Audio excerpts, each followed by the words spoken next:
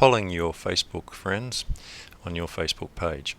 Sometimes you want to ask a question of people, get an answer, find out what they're after, what they're interested in, what they'd like to see more of from you or your company. If you go under here, you'll find question. And what we can do here is ask a question. What types of videos would you like more of? Question mark. And then we can add some options. Facebook, Twitter, SlideShare, etc.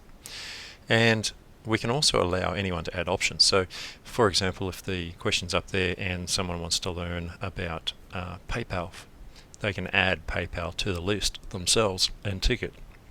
So, if we post that, it now comes up as a question, and anyone who is a fan of your page will get to see that question, and they're able to click the box there to add a vote, and it will add their little icon there and give you a total.